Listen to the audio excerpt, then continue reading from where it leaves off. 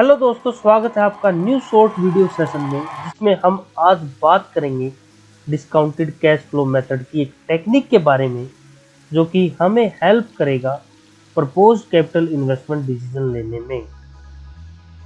दोस्तों, उस टेक्निक का प्यारा नाम है पीआई इंडेक्स। प्यार से हम इसको डिजायबिलिटी फैक्टर भी बोलते हैं, और कई जिनको प्यार ज्यादा आता है वो इसे वैल्यू इन्वेस्टमेंट रेशियो भी बोलते हैं। लेकिन बच्चों, हम इसे याद रखने के लिए बेनिफिट कॉस्ट रेशियो बोलेंगे। आपके मन में सवाल उठा होगा, ऐसा क्यों? घबराइए मत, आगे चलते हैं और जानते हैं हमने ऐसा क्यों कहा। तो चलिए मेरे साथ, मैं हूं आपका दोस्त सीएमए मोहित, और करते हैं न्यू शॉर्ट वीडियो सेशन की शुरुआत।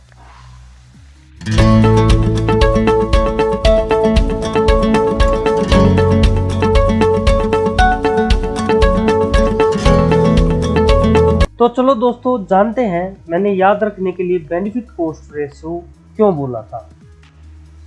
पीआई इंडेक्स या बेनिफिट कॉस्ट रेशियो बेनिफिट्स का कॉस्ट के साथ कंपैरिजन कराता है। नाम में रेशियो जुड़ा है, तो ये एक रेशियो है बेनिफिट और कॉस्ट का। यहाँ पर आपके बेनिफिट्स क्या है? बेनिफिट्स हैं जितने भी कैश इनफ्लोज आए हैं उनकी प्रेजेंट वैल्यू, और कॉस्ट जितने भी कैश आउटफ्लोज गए हैं उसकी प्रेजेंट वैल्यू। तो पीआई है आपका the ratio present value of operating cash inflows to the present value of cash outflows. Formula हो गया आपका यहाँ पे PI is equal to present value of cash inflows divide by present value of cash outflows. तो चलो दोस्तों, आगे बढ़ते हैं और जानते हैं इससे हम कैसे डिसीजन लेते हैं। दोस्तों, अगर और डीपली जाएं तो हमें पता चलता है कि पीआई इंडेक्स एक हिडन बात बोल रहा है, और वो क्या है? चलो, आपने ये तो बता दिया कि पीआई इंडेक्स कॉस्ट का बेनिफिट के साथ कंपैरिजन करता है, लेकिन कहना क्या चाहते हो? 3 इडियट वाला सीन देखा ना, वो कहना क्या चाहते हो बन जाता है। तो इसे हम और गहराई से जानते हैं और पाते हैं कि दोस्तों, ये तो असल में कहना चाहता है कि आपने 1 रुपया लगाया, मतलब कॉस्ट 1 रुपया लगाई, तो रिटर्न में आपको कितना मिला, मतलब कितना बेनिफिट मिला। सिंपल सी बात है दोस्तों, 1 रुपया लगाओगे तो चाहोगे ना कि 1 रुपये से ज़्यादा आपको मिले। बस यही तो है पीआई इंडेक्स, जो कहना चाहता है कि मैं अगर 1 रुपये से ज़्यादा कमाऊंगा तो प्रोजेक्ट को एक्सेप्ट करूंगा, अदरवाइज मैं रिजेक्ट कर दूंगा। अगर 1 से कम आया मेरा बेनिफिट, 1 रुपया लगाया और 1 रुपये से कम बेनिफिट आया, तो मैं इसको रिजेक्ट कर दूंगा। तो 1 से ज़्यादा, वैसे तो हायर द बेटर होता है, 1 से ज़्यादा होगा तो बेटर होगा, हम एक्सेप्ट कर लेंगे, और 1 से कम होगा तो हम रिजेक्ट कर देंगे। दूसरा दोस्तों, जहाँ सेट ऑफ प्रपोजल इन्वेस्टमेंट है, मतलब कई इन्वेस्टमेंट प्रोजेक्ट प्रपोजल्स है, वहाँ आप इसका इस्तेमाल रैंकिंग के लिए भी कर सकते हैं। मतलब जो ज़्यादा बेनिफिट दे रहा होगा, फर्स्ट रैंकिंग उसकी। ठीक है, और ज़्यादा समझने के लिए हम एक एग्जाम्पल ले लेते हैं। तो दोस्तों, आगे बढ़ते हैं और देखते हैं एग्जाम्पल को। 2 प्रोजेक्ट दिए हुए हैं आपको। प्रोजेक्ट ए जिसकी इनिशियल इन्वेस्टमेंट है 15 लाख रुपीज, प्रोजेक्ट बी जिसकी इनिशियल इन्वेस्टमेंट है 30 लाख रुपीज, और जो प्रोजेक्ट ए है उसका RADR मतलब रिस्क एडजस्टेड डिस्काउंट रेट है 10%, और जो प्रोजेक्ट बी है उसकी RADR risk adjusted discount rate है 15%, और उनकी लाइफ भी दी हुई है, सेम लाइफ है 7 ईयर्स, और उनके कैश इनफ्लोज भी दिए हुए हैं। तो इस क्वेश्चन को हम करते हैं। करने से पहले मैं आपको बता दूं, RADR जो है वो डिस्काउंट रेट से अलग होती है। जो नॉर्मल डिस्काउंट रेट होती है उसके अंदर हम अगर रिस्क का भी एलिमेंट ऐड कर देते हैं तो वो RADR हो जाती है, रिस्क एडजस्टेड डिस्काउंट रेट। कई बार क्या होता है कि किसी पर्टिकुलर प्रोजेक्ट में कोई पर्टिकुलर रिस्क इन्वॉल्व होता है जिसके कारण आपके डिस्काउंट रेट पर इम्पैक्ट पड़ता है। तो उस डिस्काउंट रेट में चेंज उस पर्टिकुलर रिस्क के कारण, तो जो नई डिस्काउंट रेट बन के आती है वो होती है आपकी RADR, risk adjusted discount rate. ठीक है, तो आगे बढ़ते हैं और इस क्वेश्चन को हम करते हैं। तो चलो दोस्तों करते हैं इस क्वेश्चन को। हमें निकालना है पीआई इंडेक्स। तो पीआई इंडेक्स हम कैसे निकालते हैं, पीआई इंडेक्स का फॉर्मूला क्या था वो लिख लेते हैं ब्लैक पेन से। पीआई इंडेक्स, पीआई इंडेक्स होता था present value of cash inflow divide by present value of CO, cash outflow. तो दो चीज चाहिए हमें, present value of cash inflow और प्रेजेंट वैल्यू कैश आउटफ्लो, उससे आपका पीआई इंडेक्स निकल आएगा। तो इसमें निकाल लेते हैं। तो सबसे पहले जो आसान है वो निकाल लेते हैं। सबसे आसान क्या है, present value of cash outflow निकालना, क्योंकि इनिशियल पीरियड 0 पीरियड में कैश आउटफ्लो हुआ है और प्रेजेंट वैल्यू फैक्टर क्या होता है उस टाइम पे 1। तो जब हम 1 की मल्टीप्लाई करते हैं किसके साथ, कैश आउटफ्लो के साथ, तो वो क्या आ जाता है present value of cash outflow. 0 period की बात है। तो निकाल लेते हैं present value of cash outflow. ठीक है, निकाल लेते हैं। तो प्रोजेक्ट ए, ठीक है, या project B,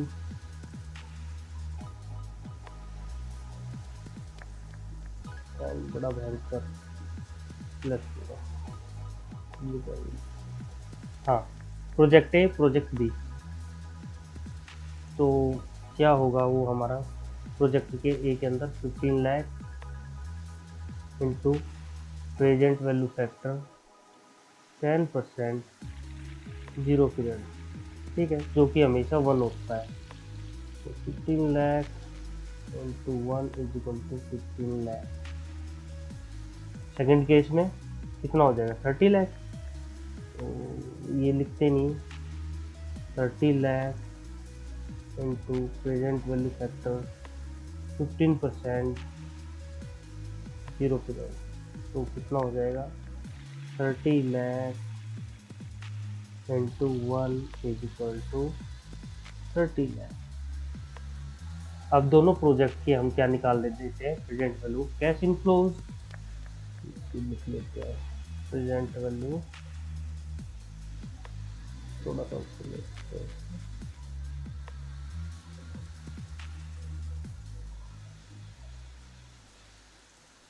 present value of cash inflows. पहले प्रोजेक्ट ए का निकाल लेते हैं। ठीक, प्रोजेक्ट ए को पता नहीं यही सिलेक्ट कर लेते हैं। तो ए रेनबो पेन है ये, ठीक, हमारा ब्लू पेन ये रहा। प्रोजेक्ट ए ईयर लिख लेते हैं 1 2 3 4 5 6 7। अच्छा, एक्सेल के अंदर करते तो बहुत आसान हो जाता। तो कैश इनफ्लोज निकले देते हैं। हाँ, तो केवल प्रेजेंट वैल्यू का फार्मूला लगाना था और काम खत्म। कैश इनफ्लोज क्या क्या कैश इनफ्लोज है,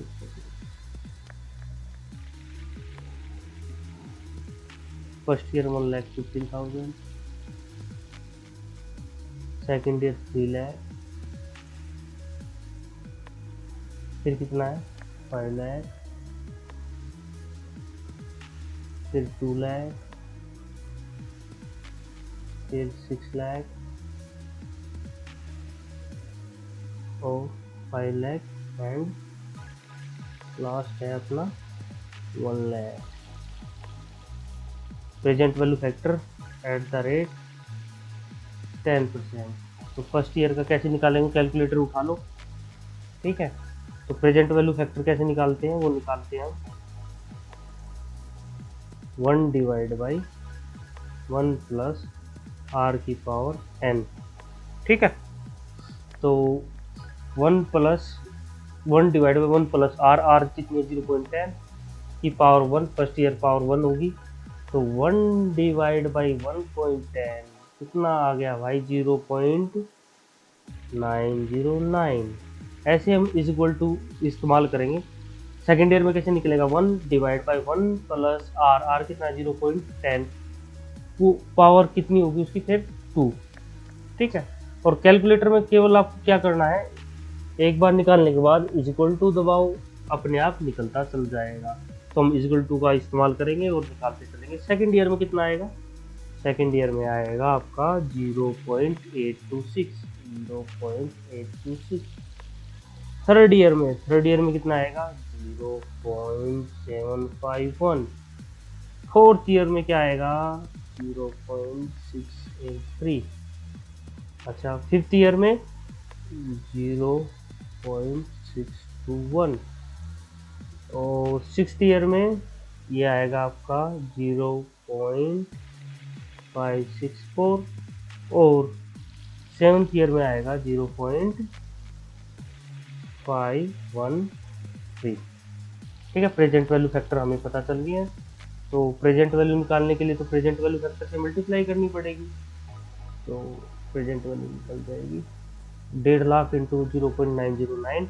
और इसको है ना हम एम प्लस में डालते जाएंगे, क्योंकि लास्ट में हमें इनका टोटल भी चाहिए, तभी तो एग्रीगेट निकलेगी प्रेजेंट वैल्यू, ठीक है। एग्रीगेट कैश इनफ्लो की प्रेजेंट वैल्यू निकल आएगी। तो 1,50,000 इंटू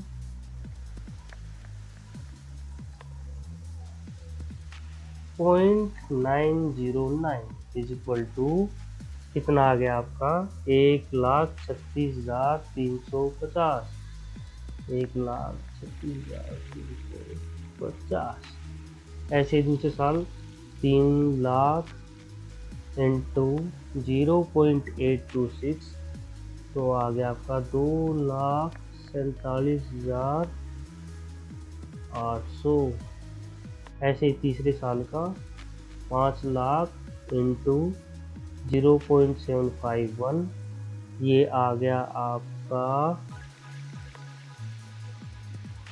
5 लाख इंटू 0.751, 3,75,500। ऐसे ही 2 लाख इंटू 0.683, ये आ गया आपका 1,36,600। और फिर है आपका कितना 6 लाख इंटू 0.621, ये आ गया आपका 3,72,600।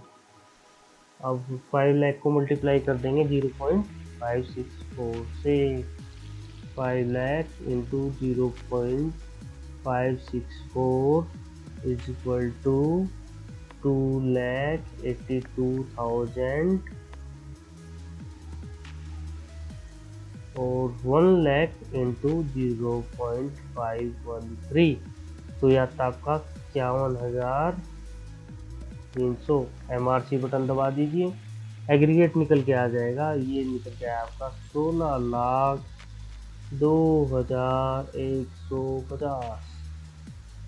ये आपकी present value of cash inflows आया है, प्रेजेंट वैल्यू ऑफ CI, ठीक है। ये प्रोजेक्ट ए की निकल के आई है। ऐसे ही हम प्रोजेक्ट बी की निकाल लेंगे।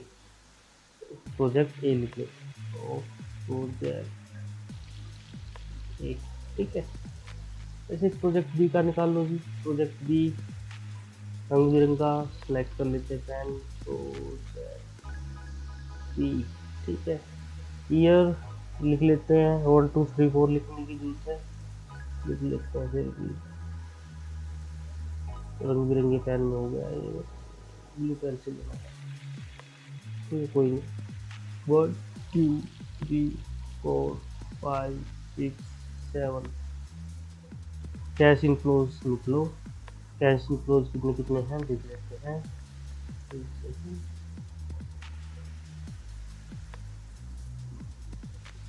हाँ जी, पहले साल 1 लाख, दूसरे साल 5 लाख, तीसरे साल 10 लाख, चौथे साल 15 लाख, पांचवें साल 2 लाख, छठे साल 5 लाख और फिर सातवें साल 10 लाख। ठीक है, अब प्रेजेंट वैल्यू फैक्टर ले लेते हैं at the rate of 15%।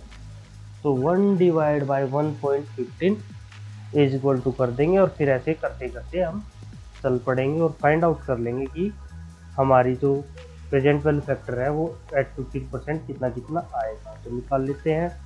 1 divide by 1.15 is equal to 0.870, 0.870, फिर इज इक्वल टू 0.756, फिर इज इक्वल टू 0.658, फिर इज इक्वल टू 0.572, फिर इज इक्वल टू 0.497, फिर इज इक्वल टू 0.432, फिर इज इक्वल टू 0.376। ठीक है, अब इनकी मल्टीप्लाई कर देते हैं और प्रेजेंट वैल्यू निकाल देते हैं।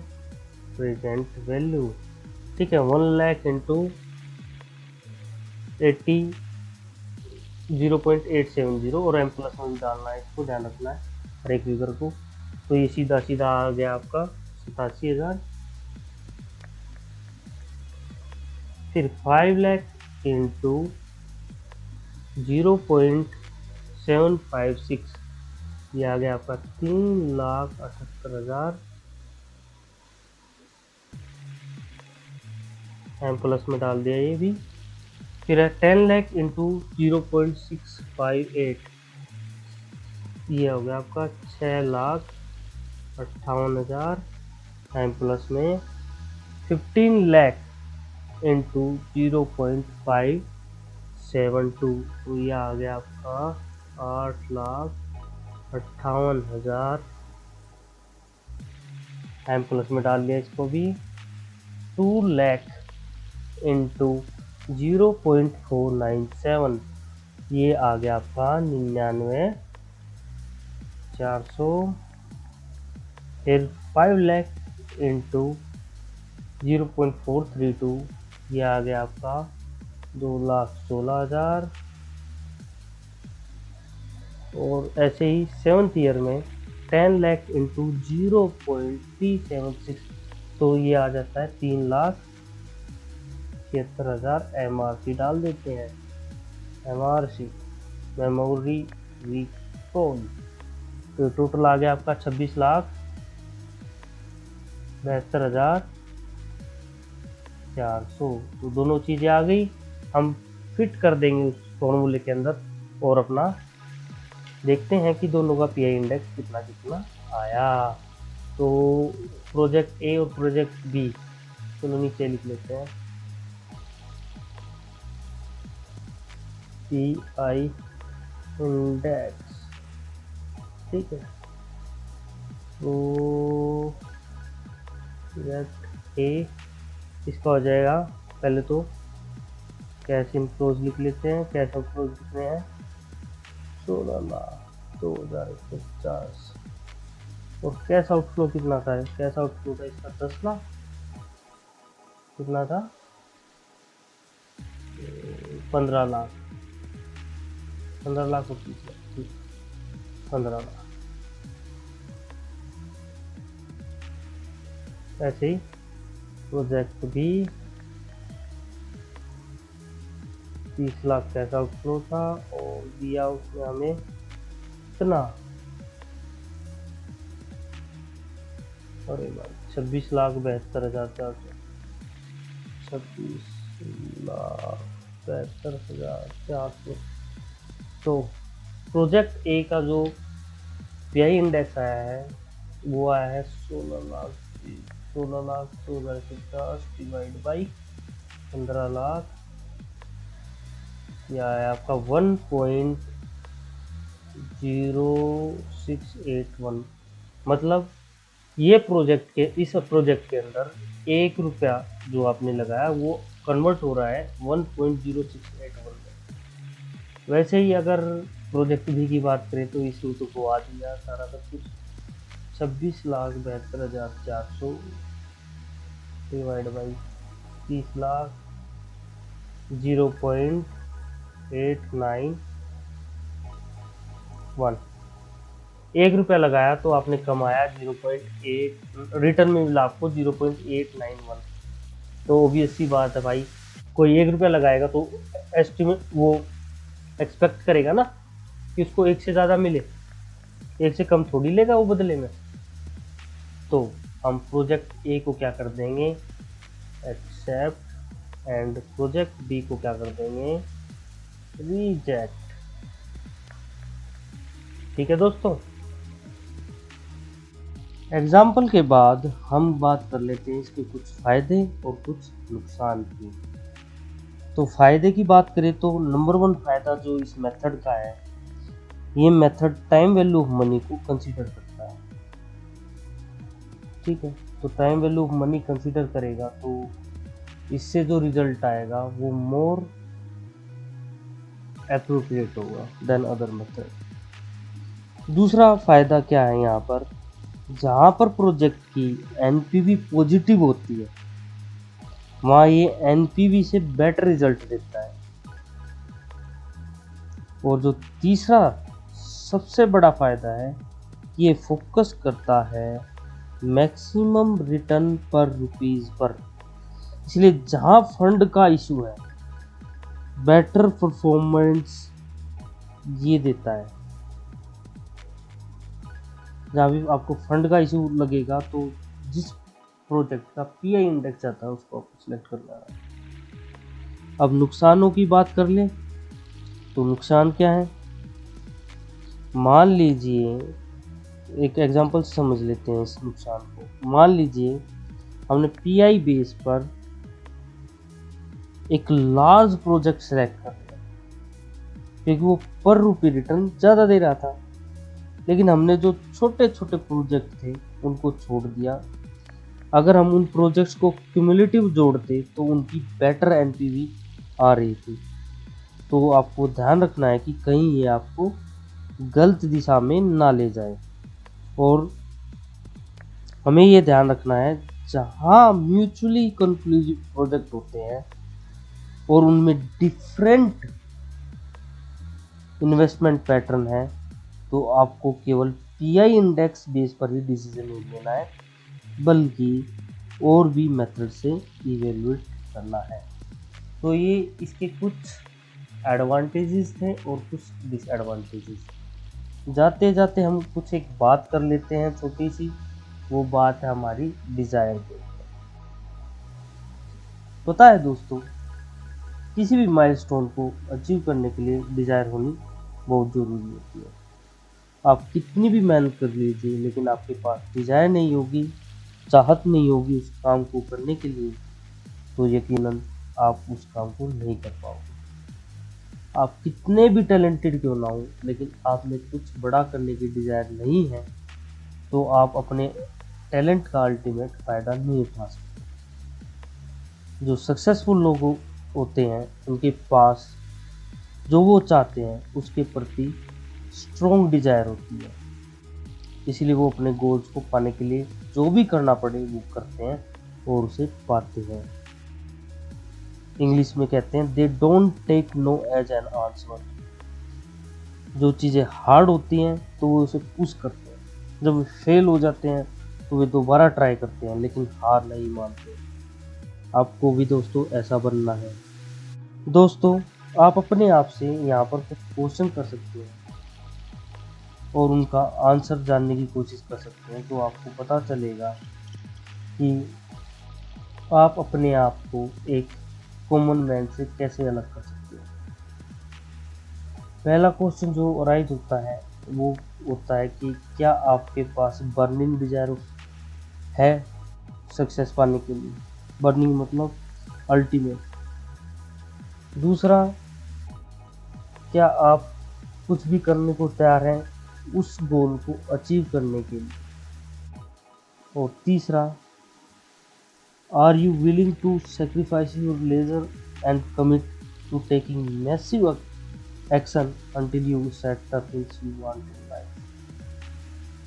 अगर दोस्तों इन क्वेश्चंस के आंसर आपके पास यस है तो ये आपको आम आदमी से डिफरेंशिएट करेगा और एक सक्सेसफुल आदमी बनाएगा।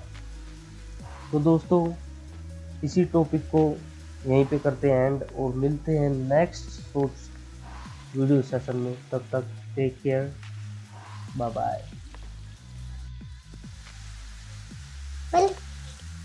अच्छा लगा तो लाइक किए। इधर इधर देखें। अच्छा लगा तो लाइक किए।